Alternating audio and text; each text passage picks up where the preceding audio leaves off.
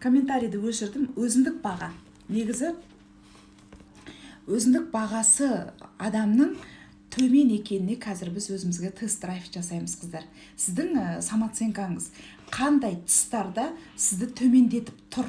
Сіздің өмір сүру стиліңіз, өмірге деген көзқарасыңыз, сіздің қай тұстарыңызда самооценкаңызды төмендетіп тұр? Адамның самооценкасы не үшін керек? Ол жетістікке жету үшін самооценка үлкен рөл атқарады. Қандай да бір өмірден өз орнын табу үшін де самооценка өте үлкен рөл атқарады. Адамдармен қарым-қатынаста, жұмыс істеп жүрген жерінде, компаниясында, коллективінде авторитет жинау үшін самооценканың рөлі орасан зор. Сондықтан самооценкаға қазір тест-драйв жасаймыз. Сіз өзіңізді көріп отырсаңыз, менің айтып жатқан сөздерімнен соны түртіп алыңыз. Қағазға түртіп алыңыз, немесе бастан аяқ түртіп алуларыңызға болады. Түртіп аласыздар да, соның әр параметрімен жеке жұмыс істеңіздер, ойланыңыздар. Ең бірінші ойланыңыздар. Қалай сонда? Шынымен солай ма? Сіз жаңа тыңдаған кезде, мынаны тыңдап отырған кезде, жоғада деп іштеріңізде бір қарсыласу пайда болады. Жоғада, просто это совпадение, ничего страшного, басыңды қатырма, көңіл аударма деп, сонда не болады? Қарсыласу пайда болады. Ол қарсыласуға бой бермеңіз, жазып қойыңыз да, одан кейін кәдімгідей ойланыңыз. Шынымен солай ма? Қай ситуацияда? Неге мен олай істедім? Значит, мен осы түсіммен жұмыс істеуім керекпін. Үнемі мен оны принцип қылып ұстап, ылғи да адамдармен қарым-қатынас жасаған кезде, өмір сүру барысында сол есімнен шықпау керек деп өзіңізге бүйтіп жазып алыңыз. Бүкіл өміріңіз өзгереді, қыздар. Самооценка ең бірінші төмен болатын себебі адамдардың мені бағаламайды деп ойлауы. Мысалы, келіндер таңнан кешке дейін кухнядан шықпайды. Келін болдық қой бәрімізде. Мен өзім келін кезімде ойлайтынмын, енелерге рахат деп. Сөйтсем, наоборот екен, қыздар, қазір өзім ене болдым ғой. Ененің жауапкершілігі 2 раза больше, оказывается. Ал келін болу оңайлау екен ене болудан. Себебі келінге қателесуге болады. Ол жас қой, кішкентай, әлі өмір көрмеген. Оған қателескен жарасып тұрады да, ал келін енеге қателескен жараспайды. Сондықтан әрні айтқан сөзіңнен, әрбір істеген ісіңнен, мен дұрыс істедім ба, бұрыс істедім ба деп өзіңе не жасап, анализ жасап отыру үлкен жауапкершілік екен. Келіндер ойлайды, күні түні кухняда жүрем, немді сүйіктімді күтіп отырам, менің сөйтіп үйден шықпай осы үшін ғана өмір сүріп жүргенімді бағалайды дейсің ба? Білмейді бұл. Біліп жатқан, сезіп жатқан жоқпын, көріп жатқан жоқпын. Соны бағаласа, соны қадірлесе, өйтпес еді ғой, бүйтпес еді ғой деген сөздерді айтып жүрсеңіздер, айтпасаңыздар да ойлап жүрсеңіздер, сіздің самооценкаңыздың төмендігін көрсетеді. Самооценкасы жоғары адам істеген ісінен ешқашанда біреуден қайтарым күтпейді. Істеген ісін өз үшін істейді ғой. Мына кухня менікі. Мен ол жерде тамақ жасағаным енеме міндет емес. Мен күйеуімді күтсем, түнге дейін күтіп оның тамағын берем деп отырсам, ол менің міндетім, немесе мен оны жақсы көргеннен кейін солай істеймін. Ол мені күтіп отыр екен деп, түнгі сағат 1-де 2-де тұрып тамағымды берді екен деп бірдеңке істеу керек, маған ол қайтарым жасау керек деп ойлау, значит, жасаған ісіңнен, жасаған жақсылығыңнан қайтадан қайтарым күту, бұл самооценканың төмендігін көрсетеді. Одан кейін туысқандарға көмектесеміз, той жасаса, өлім болса, жітім болса, барамыз, келіндер көмектесеміз, ақша сұраса береміз бауырларымызға. Одан кейін олардан қайтармай қой дейсті. Кейін бір анандай кезде олай көмектескен, басына мынандай іс түскен кезде мен едім ғой көмектескен, сол кезде биткен мен едім ғой, сөйткен мен едім ғой деп, менің сол істегендерімнің ешқайсысын бағалаған жоқ қой, басымды қатырмасыншы, мені бағаламайды ол деп ойлау, ол да самооценканың төмендігін көрсетеді. Сонымен бірге самооценканың осы төмендеп кеткенінің көрінісі тіпті аналар мен әкелер өзінің баласын бағып қаққанын бағалаған жоқ. бала өсті, кәмелеттік жасқа толды, ол өзінің қатынын алды, немесе қызың өзінің байына тиді деген сияқты. Сөйтіп өздері әрең қалт етіп кетіп бара жатқан кезде менің жасаған жақсылығымды қайтарған жоқ, менің істеген ісімді, осы күнге жеткізгенімді бағалаған жоқ деп айту аналар үшін, енелер үшін, әкелер үшін, қайнаталар үшін артық. Бұл уже сол ересек болғанда адамның самооценкасының төмендеп бара жатқанын көрсетеді. Самооценка ол деген бүйтіп сатып алып қалтаңа салып қоятын зат емес. Самооценка сіздің өмір сүру стиліңізге қарай біресе көтеріліп, біресе төмендеп тұрады. Енелер сөйтіп айтып жатса, значит, ол кісінің өмірінде самооценкасы төмендеп жатыр деген сөз. Оны неғып өйтіп айтады деп ашуланып, тасталқан болып, жаңағы битке өртеп, өкпелеп, тоныңды отқа салып жіберудің керегі жоқ. Значит, сол сәтте сіздің енеңізде, соны айтып тұрған анаңызда самооценкасы мүмкін төмендеп тұр. Сол сәтте өзі бір құлазып тұр. Сол сәтте өзін бір қиын жағдайдан қайтып алып шығарын білмей тұрған шығар. Сондықтан қыздар, самооценка бірақ жерде тұрмайды, ол біресе көтеріледі, біресе түседі, бірақ оны стабильно жоғары қылып ұстап тұру өзіміздің қолымызда. Ешқашан істеген дүниемізді, істеген нәрсемізді, қанша жақсылық жасасаң да мені бағаламайды, қанша әдемі болсам да жігіттер келіп менімен таныспайды, қыздардың ойлайтыны. Қанша сұлу болсам да осы сұлулықтың маған керегіне, кім мені бағалап жатыр, менің сұлулығымды чайға езіп іше ме, мені бай алмаса деген сияқты ондай нәрсе айтпаңыздар. Сізді қашан өзіңіз бағалайсыз, айналаңыздағы адамдар бағалайды. Ең бірінші өзіңізді бағалаңыз, самооценкаңызды көтеріңіз. Біреу мені бағаламады, менің істеген әрекетіме дәл сондай қарама-қарсы әрекет жасамады деп ешқандай да миыңызды қатырмаңыз. Мені бағаламады деп ойлау самооценканың төмендігін көрсетеді. Екінші, өзіңізді өзгелермен салыстыра отырып нәтижесінде жеңілу.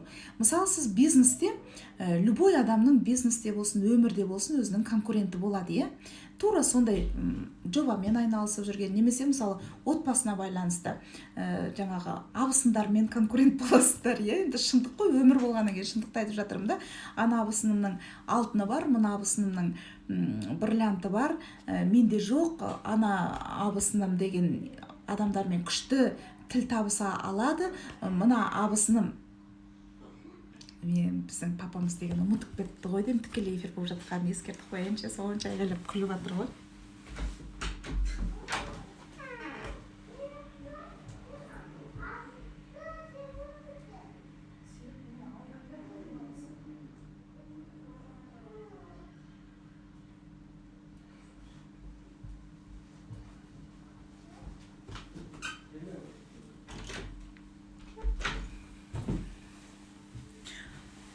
Құралай қайда кетті деп жатқан шығар, айғайлап жатыр шақырып мені.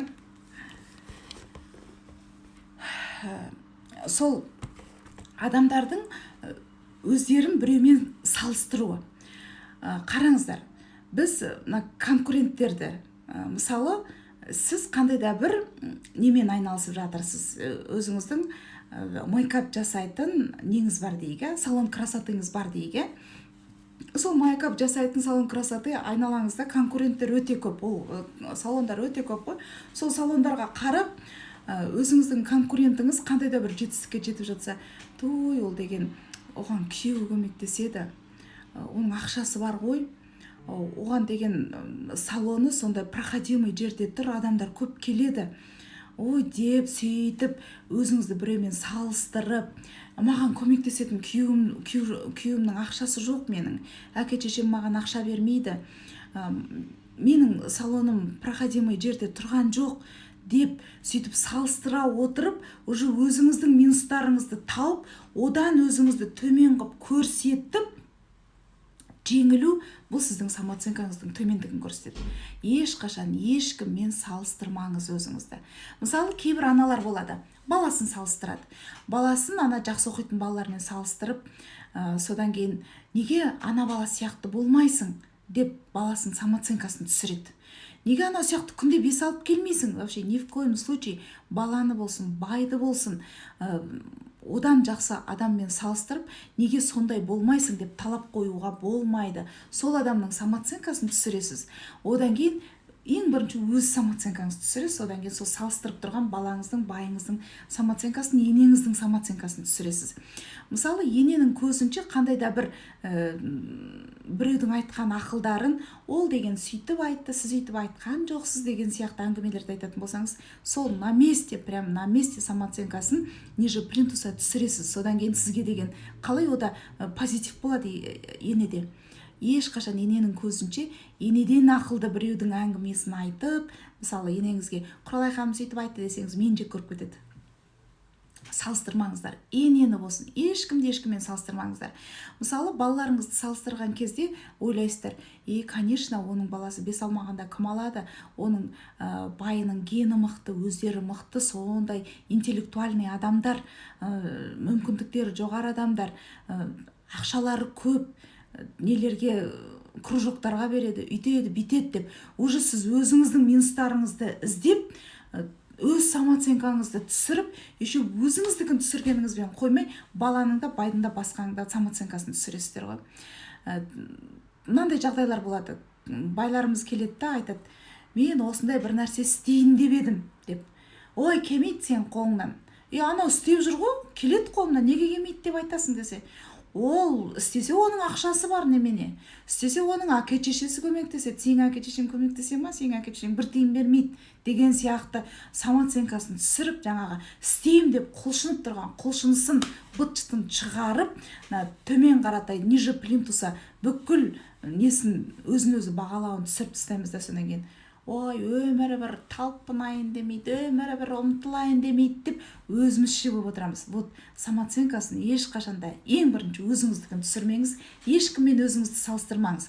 Абысыныңыз сізден күшті өмір сүрсе, абысыныңыз сізден жақсы өмір сүрсе, машинасы бар болса, несі бизнесі бар болса, ничего страшного, сіз де жасай аласыз дәл сондай бизнесті. Просто еңбектенбейсіздер, жалқаусыздар, мүмкіндікті көре білмейсіздер, қиыншылыққа шыдамайсыздар, алдыға қарай ұмтылмайсыздар. Содан кейін жеңіліп қалғандарыңызды біреумен салыстырып отырып, конечно, оның анаусы жақсы, оның мынаусы жақсы, конечно, ол Алматыда тұрады, конечно, ол үйтеді, бүйтеді. Ауылда тұрып та Алматыдағы қатыннан жаңа бай болып өмір сүруге болады. Просто біз мүмкіндікті көре білмейміз. Алла тағала мүмкіндікті бәрімізге бірдей қылып берген, біз мүмкіндікті көре алмаймыз. Түсінікті ма? Екінші, жаңағы өзгелермен салыстырған кезде, сондай салыстыру сізде бар болатын болса, оны коррекция жасау үшін, қыздар, коррекция деген сөздің не екенін білесіздер ма? Мысалы, қасқа коррекция жасаймыз, неге кірпік жалғастырған кезде кірпіктеріңізге коррекция жасайды, түсіп қалғандарын орнына қояды. Сонда дәл осы өзгемен салыстыру сізде бар болса, соны коррекция жасау үшін бүйтіп айту керек. Ана абысыныңызбен өзіңіз салыстырып тұрсаңыз, енді абысынымның ақшасы көп болса, зато мен әдемімін.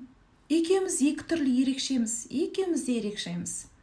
Балаңызды біреумен салыстырып тұрсаңыз, балаңыз бес алмай жатса, сіз айтыңыз, зато менің балам күнде бес әкелмесе де, мына өмірге бейім.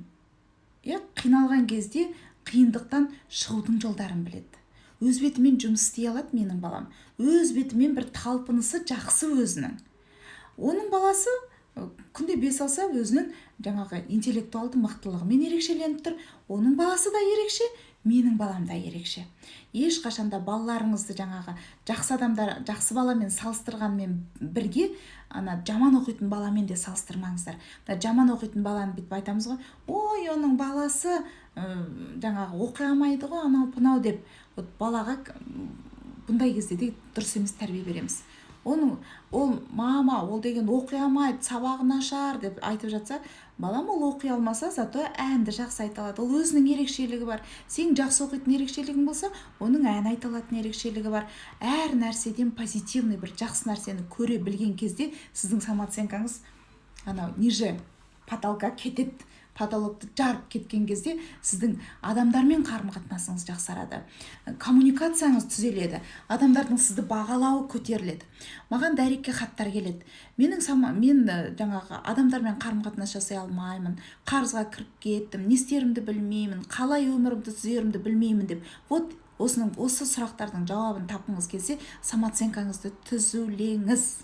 Самооценкасы көтерілген кезде адам қандай болады? Ізденімпаз болады. Ізденімпаз, қалай бір жақсы өмірге қалай қол жеткізсем екен деп ізденіп алдыға қарай талпына бастайды. Тіпті мына карантинде отырғаныңыз сізге ешқандай не болмайды да, кедергі болмайды. Білім алуыңызға, ұмтылуыңызға, бір жақсыны үйренуге тырысуыңызға ешқандай қайғылы жағдайдың өзі кедергі болмайды. Адамның өмірінде бір-ақ рет болатын ең ауыр қайғылы жағдай менің басымда осыдан 1,5 жыл бұрын болды. Анамды жоғалтуым. Өмірге әкелген анамнан айырылдым. Ең қайғылы жағдай. Депрессияға түсу, қайғыру, үйден шықпау деген нәрсеге мен өзімді жіберген жоқпын. Не үшін? Бірінші, анам үшін. Анам менің көңіл күйімнің түсіп, настроениемнің жоқ болып отырған тым көргісі келмейтін. Настроением жоқ кезде айтатын, мені құралай деп анық айтпайды, менің туыстарым күкән дейді. Күкән, саған мұңайған жараспайды, күліп жүрші. Сен мұңайғаныңды көргім келмейді деп айтатын. Осы сөзді қыздарыңыздың құлағына құя беріңіздерші. Үлкен стимул болады екен. Ешкім вечный емес қой. Басына бір қиыншылық түскен кезде, тіпті сіз жаңағы анасынан айырылмаса да қандай да бір қиын бір жағдайға тап болған кезде сіздің сол сөзіңіз әкесінің, анасының, менің енді әкесі сөздім ғой, әкем айтса да мүмкін эффективный болатын бет, әкесінің, анасының осындай айтқан сөздері баланың құлағында тұрады. Ұлыңызға да қызыңызға да айта беріңіздер. Саған мұңайған жараспайды, саған жеңілген жараспайды, саған жалқау болған жараспайды. Тұра ғой жаным, істе мына тірлігіңді. Мына үйіңді шашып тастап отырған саған жараспайды деп, келінжан деп орнынан тұрғызып, жаңағы стимул беріп отырыңыздар. Сонда анамнан айырылған кезде менің самооценкам түсіп депрессияға кетпеуіме анамның осы қызым саған мұңайған жараспайды деген сөздері құлағымда тұрды. Аспаннан анамның несі, рухы маған қарап, мен жылай берсем мазасызданады-ау, маған менің қиналғанымды көріп, ана жақта ол кісінің де жаны қиналады-ау деп, мен анамды жерлегеннен кейін, қырқын өткізгеннен кейін бірден қайтадан жұмысқа кірісіп кеттім. Ол мені сондай аман сақтап қалды, депрессиядан аман сақтап қалды. Сол жұмысқа кірісіп кетуім. Дәл қазір біз карантинде отырмыз. Карантинде отырып, жаңағы самооценкамыздың түсіп, энергиямыздың қозғалмай, басымыздың айналып, өзіміз жоғалтып қоймауымызға бірден бір жол, сіз ешқашан берілмеңіз. Осы уақытқа дейін қалай өмір сүрдіңіз? Карантин ол просто әйтеуір бір сізге бір ереже деп қана қабылдаңыз. Қалай өмір сүрдіңіз, солай өмір сүріңіз. Инстаграмда отырдыңыз ба? Отырыңыз. Жаңағы вебинар, семинарларға қатыстыңыз ба? Қатысыңыз. Тамағыңызды жасаңыз, жұмысыңызды істеңіз. Үйде отырып бір жаңағы карантинде жұмысыңыз тоқтап қалса, үйде отырып бір нәрселеріңізді істеңіз. Ешқашан берілмеңіздер. Біздің берілгеніміз, біздің самооценкамыздың түскені, депрессияға кеткеніміз біздің әкеміз бен анамызға ұнамайтынын кәдімгідей өзімізге программа қойып алайық. Түсіндіңіздер ғой? Біреумен өзіңізді салыстырған кезде оның коррекциясы екеуміз де ерекшеміз деп ойлау. Екеуміз де ерекшеміз. Ана салонда ашып отырған әйел де ерекше, мына салонда ашып отырған мен де ерекшемін. Елдің бәрі салон ашса ашып кетпей ме? Мен ерекше болғаннан кейін ашып отырмын. Елдің бәрі осы эфирде 400-500 адамды тыңдатса тыңдатпай ма? Санаулы ғана адамдарды тыңдайсыздар, өздеріңіздің жүректеріңіз қалаған, сүйген адамды ғана тыңдайсыздар. Мен ерекшемін, мен ешкіммен өзімді салыстырмаймын. Ана 3000-дап, 6000, 8000-дап алдында эфирінде отыратын адамдармен мен ешқашан өзімді салыстырмаймын. Мен уникальнаямын. Қыздар, мен уникальнаямын. Олар өздерінше уникальная. Оларды жақсы көріп тыңдайтын адамдар мені жақсы көріп тыңдамауы мүмкін. Сіздер уникальнаясыздар. Сіздер мен сияқты уникальнаясыздар. Содан кейін мен тыңдайсыздар. Олар сол кісі сияқты уникальный, содан кейін оларды тыңдайды. Түсініп отырсыздар ма? Мына адамның почеркісі әртүрлі болатын сияқты, әркімнің өзінің почеркісі болады. Мен ерекшемін деңіздер. Мейлі сіздің артыңыздан ешкім ермесе де сіз ерекшесіз. Сізге ешкім табынбаса да, сізді ешкім бағаламаса да, сіз ерекшесіз. Самооценкаңызды ешқашанда төмен түсірмеңіз. Үшінші признагі, қыздар, бұл шешім қабылдайтын кезде өзге адамдардан дың пікірін сұрау. Қандай да бір шешім қабылдайтын кезде мамаға звондап, не істесем болады екен, анаған звондап, мынаған звондап, не істерін білмей, басы қатып, деп бір элементарный дүниені 10 күн ойланатын адам, бұл самооценкаңыз төмен. Самооценкаңызға егер жаңағы төмендегенін қаламасаңыз, сізге керек дүниеге шешім қабылдар кезде сұраңыз, әрине, үлкендерді құрметтеу үшін сұраңыз. Сіз қалай ойлайсыз деп. Қалай ойлайсыз, осылай істесем. Байыңызға деген құрметпен сұраңыз. Бірақ не істеріңізді білмей, колебелиться етіп, соның жауабын таба алмай сұрау, бұл сіздің самооценкаңыздың төмендігін көрсетеді. Бұл коррекция, яғни түзетіп дамыту жұмысы ғой. Бұл үнемі шешім қабылдар кезде елдің пікіріне жалтақтай беруге коррекция, өзіңіздің ішкі жан дүниеңізде кодекс ценности дейді ғой. Бағалау кодексін қойып алыңыз. Бағалау кодексін мен өзімнің айтып жүрген техникам бұл, қыздар. Бұл техниканы жазып алсаңыздар болады. 3 секунд, 3 сағат, 3 күн және 3 секунд, 3 сағат, 3 күн. Осы 3 деген нәрсені, бұл техника, шешім қабылдап үйреніңіздер. Ұсақ тек жеңіл желпі нәрсе болса, бүгін мысалы күріш пісірем ба, манты пісірем ба деген нәрсе болса, 3 секундта шешім қабылдаңыз. Күріш или манты болды. Целый ден ойланып басыңызды қатырмай. Қандай да бір көлік сатып алам ба, немесе Құралай ханымның дәулетті ханым марафонына қатысам ба, қатыспайым ба дегенге бір 3 секунд ойлануға жеткілікті. Тез шешім қабылдап үйренетін адамның энергиясы не қылмайды, расход болмайды энергиясы. Энергиясы сақталып тұрады. Және самооценкасы жоғары болады. Тез шешім қабылдау қасиеті. Енді бір машина алам, үй алам дегендерді 3 күн ойлануларыңызға болады. Немесе күйеуге шығам дегенді 3 күн ойлансаңыздар болады. Одан артық ойланудың қажеті жоқ.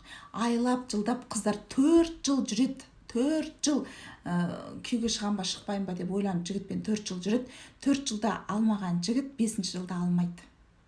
Редкий случай, 5-6 жыл жүріп алатын жігіттер. Редкий случай. Егер сіз сол счастливчица болсаңыз болдыңыз, болмасаңыз 4 жылдан ұзақ сізге сіздің қолыңызды сұрамай, бірге өмір сүрейік, менің жарым бол деп сізге айтпай жүрген жігіт, значит, ол ойланып жүр деген сөз. Сізден асып түсіп ойланып жүр. Ол жігіттер шешім қабылдау қиын, ондай жігіттердің.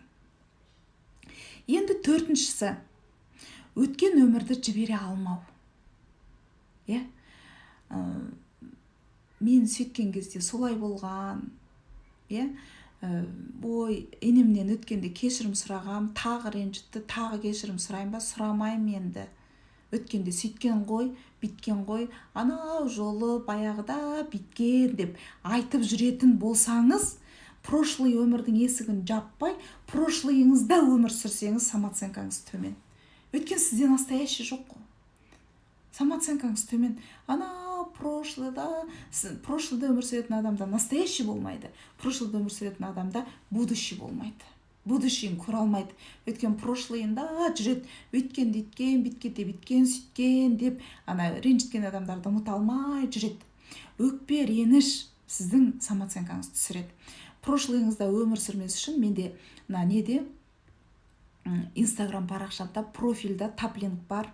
Сол таплинкке кірсеңіздер, төмен қарай бетіп листать етсеңіздер, кешірім медитациясы бар. Сол медитацияны күнде жасап, қазір как раз өкпе реніштеріңізден құтылып алыңыздар.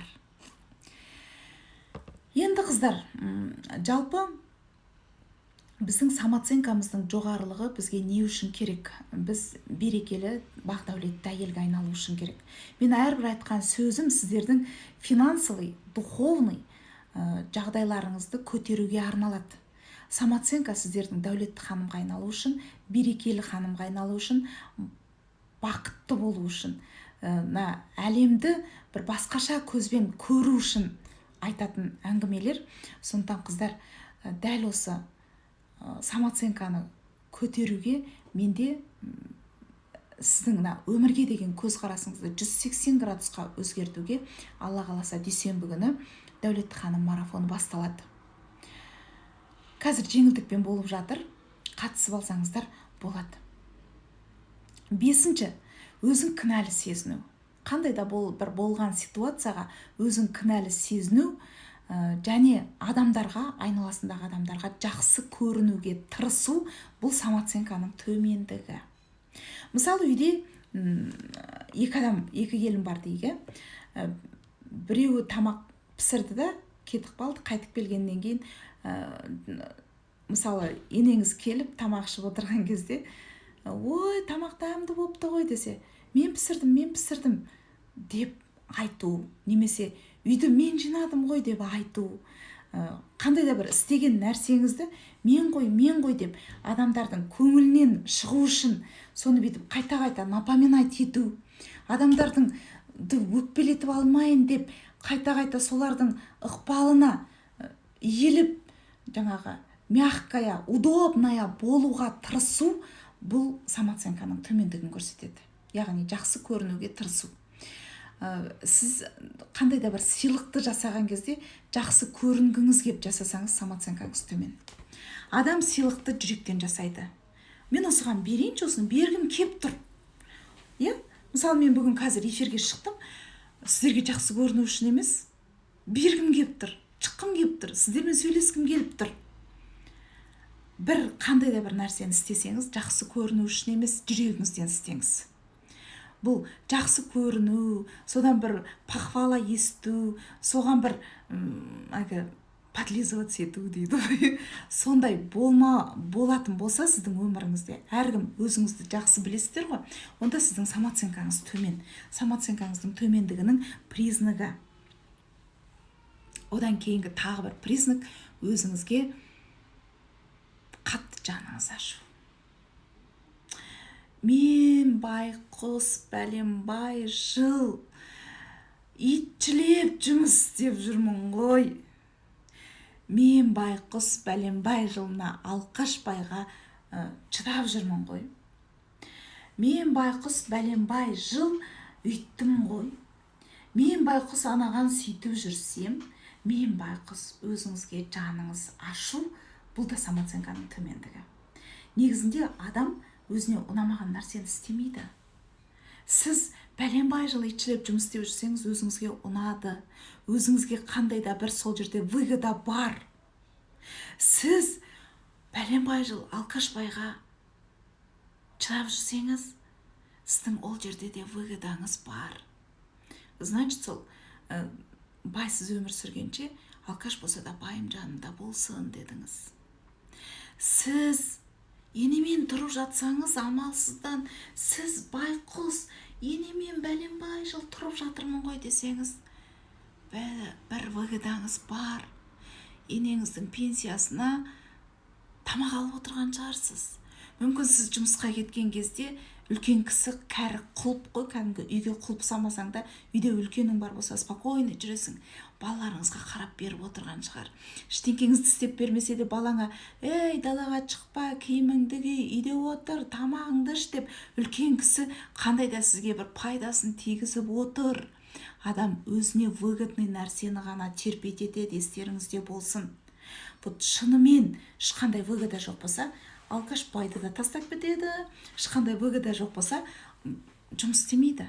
Істеген жұмысын міндет қылмайды, ешқандай выгода жоқ болса. Түсініп тұрсыздар ма? Бұл психология. Өздеріңізді өйтіп алдамаңыздар. Самооценкаңызды өйтіп төмендігінен қандай да біреуді кінәлі қылып сезінбеңіздер. Өзіңізге қатты жаныңыз ашу. Құдай-ай, мен байқұс сөйтіп жүрсем, сөйтіп жүрсем, ана әйелдер бір-бірімен өсек айтқанда да айтады ғой. Мен оған бүкіл жақсылықты жасап жүрсем, ол менің сыртымнан әңгіме айтып жүр ма? Өзіңізге жаныңыз ашып кетеді да сол жерде.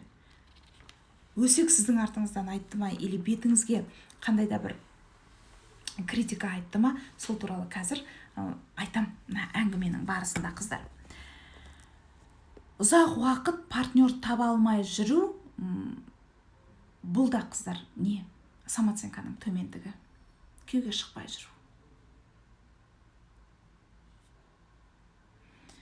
Жігіт таба алмай жүру, күйеуге шықпай жүру, қандай да бір жұмыста өзіне не таба алмай жүру, партнер таба алмай жүру, бірігіп істеп жүрген жұмыста бір ойлы адаммен бір волнада бірге бүйтіп талпынып жұмыс істей алмай жүру, бұның бәрі самооценканың төмендігінен. Мына менің жеке кеңесіме және марафоныма жазылған адамдар айтып жатады да, менде бәрі бар дейді, менде бәрі бар, тек қана күйеуге шыға алмай жүрмін дейді. Иә, ода бәрі бар, бірақ самооценкасы төмен. Өзінен мықты жігіт кездессе, мен бұған лайық емеспін деп ойлайды да. Нашар жігіт кездессе, соны өзінің қалауындағы жігітке айналдырып аламын деген уверенность жоқ өзінде. Қалай уверенность болады өзінде самооценка жоқ болғаннан кейін? Кім кездеседі, сол адамға негізі басқаша көзқараспен қарап көру керек. Сіз өзіңіз идеальныйсыз ба? Сол жігітке қойып тұрған талапқа сіз сайсыз ба өзіңіз? Әр адамда минус та болады, плюс те болады, өзіміздің минусымыз бен плюсіміздің қаншалықты деңгейде екенін білген кезде біз басқа адамдарға критикамен қарамаймыз. Аспанға мұрнымызды шүйіріп төбесінен қарамаймыз. Одан кейінгі самооценканың тағы да бір төмендігін көрсететін нәрсе критиканы қабылдай алмау. Инстаграм деген күшті ғой, неше түрлі нәрселер жазылады ғой, комментарийға неше түрлі жақсы да жазылады, жаман да жазылады. Сол кезде неде комментарийда ұрсып отыратын адамдар, критиканы қабылдай алмайтын адамдар. Критиканы қабылдай алатын, мынау неге айтып тұр екен деп соған тоқталып, соның дұрыс-бұрыстығына көзін жеткізіп, егер оның айтып тұрған критикасы дұрыс болса, деп өзі үшін қандай да бір не алып, сабақ алып, соны түзеу, немесе дұрыс емес болса, жоқ, бұл не ғой, менің атыма айтылмаған сияқты ғой, енді ол адамның өзінің пікірі жарайды деп ары қарай көзін жұмып өтіп кете білу, бұл самооценканың, здоровый самооценканы көрсетеді. Ал самооценкаңыз нездоровый болса, онда критикаға жағаңызды жыртып, аузын көпіріп ұрсысып, оны қабылдамай, ал өліп кет, не қыл дейсің, мен қандай бармын, сондай қабылда деп сөйтіп отыратын адамдар, бұл критиканы қабылдай алмайтын адамдардың самооценкасы төмен.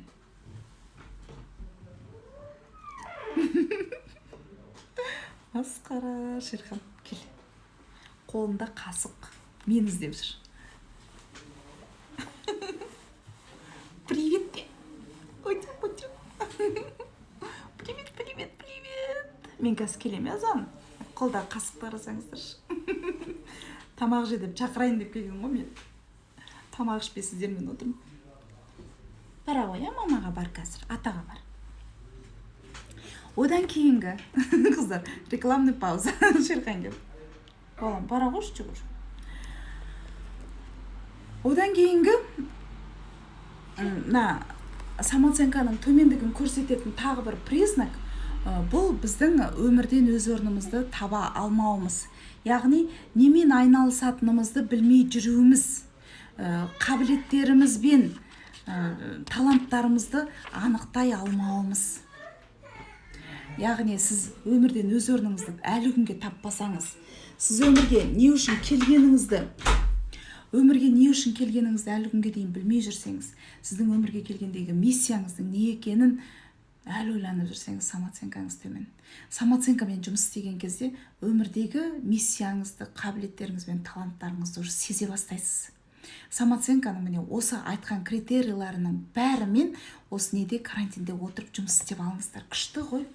Өзіңізге қандай да бір өміріңіздегі болып жатқан, мысалы, нелердің бәрін, көзқарастарыңызды коррекция жасап шығасыз. Түгел көзқарасыңызды коррекция жасап шығасыз.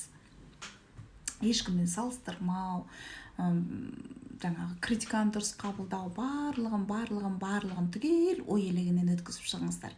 Енді бұл осы сіздердің самооценкаларыңызды көтеруге көмектесетін бірден бір мықты құрал берейін. Ол қыздар, сіздер үшін сіздердің сұрауларыңызбен өткізгелі отырған менің Дәулетті ханым марафоным дүйсенбі күні басталады. Әйел ретінде өмірдегі миссияңызды түсінесіз. Әйел ретінде айналаңыздағы адамдарға қалай әрекет етуді түсінесіз. Сол Дәулетті ханым марафонының эффектісінің мықты болғаны соншалық мен қайталап өткізбеймін деген сұраныс өте көп болып жатыр.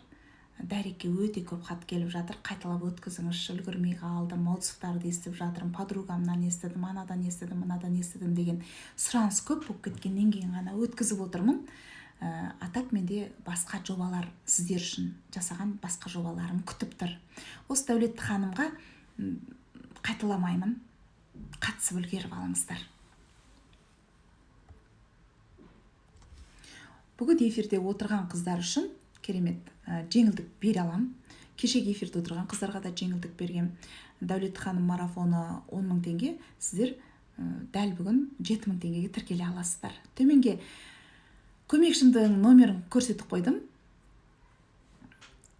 Скрин жасап алыңыздар да WhatsApp-ына жазыңыздар. 8778 934 9008. Барлықтарыңызға жауап бере алмайды, себебі енді қазір кешкі сағат 9 болып кетті. WhatsApp-қа жазсаңыздар, звоноктан гөрі WhatsApp удобный. Қол тиген кезде сіздерге жауап жазады. Ал қыздар, даусым қалай естіліп тұр, бейнем қалай көрініп тұр?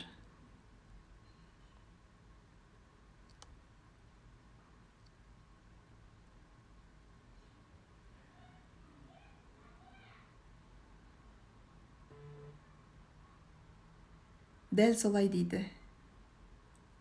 Бисмиллах 14. Мен бекер психолог емеспін ғой. Психотиптің 4 түрі болады қыздар. Классика, драма, спорт и романтика. 4 түрі болады.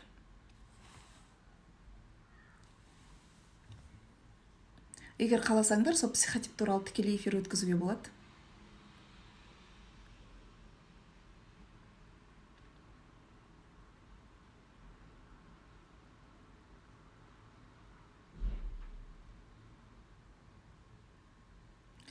Бұрын қызыл түсті ұнатпай, енді ұнатып жүрсеңіз, сізде қандай да бір идеялар пайда болып жүр деген сөз. Эфир қалай қыздар? Түсінікті болды ма? Әдемісің деп айтып қойыңыздар қыздар. Ой, бағана таң қалдым. Ой, мен как я могла вторник пен среданы шатастырып алуға. Алла қаласа енді жұма күні шығам. Бірақ білмеймін, қыздар, ертеңде шығатын шығар. Мақыр істейтін іс жоқ, отырмыз ғой үйде. Ертеңде шығайын, тура 8-де, е?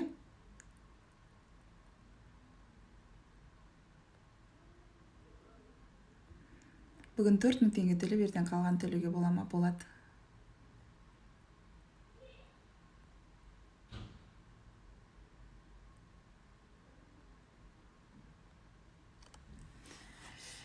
Индирка қанша күн болады дейді? 7 күн болады. Негізінде 21 күнге жоспарланған марафон болған.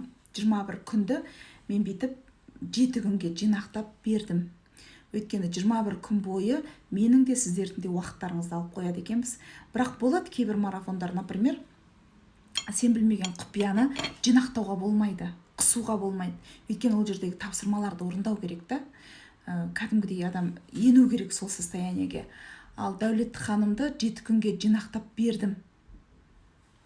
21 күнге құрылған программа негізінде. Өте насыщенный программа. Тапсырманың бәрі сіздердің қолдарыңызда қалады. Одан кейін де 7 күннен кейін де ары қарай оны қайтадан қайталап жасауларыңызға болады.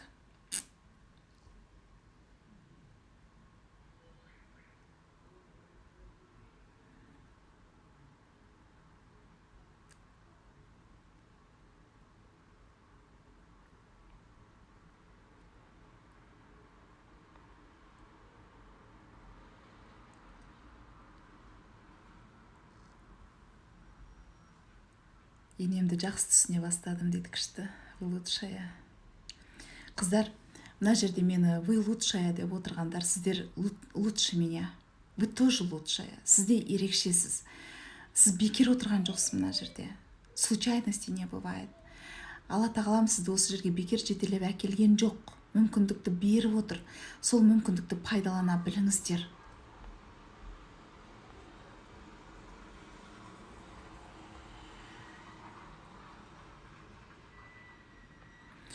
Қыздар, мен эфирді сақтап үлгерейін,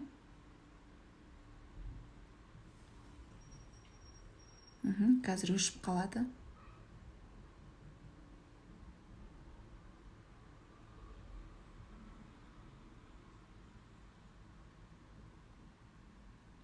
Марафонға қатысу үшін төмендегі номерге хабарласасыздар. Қыздар, эфир ұнаса, история салыңыздар. Мені осы жерден эфирден скриндап алып, именно не ұнады сіздерге, соны жазыңыздар да, ертеңгі тақырып, қандай тақырып болған қалайсыздар, соны жазыңыздар. Мені белгілеуді ұмытпаңыздар.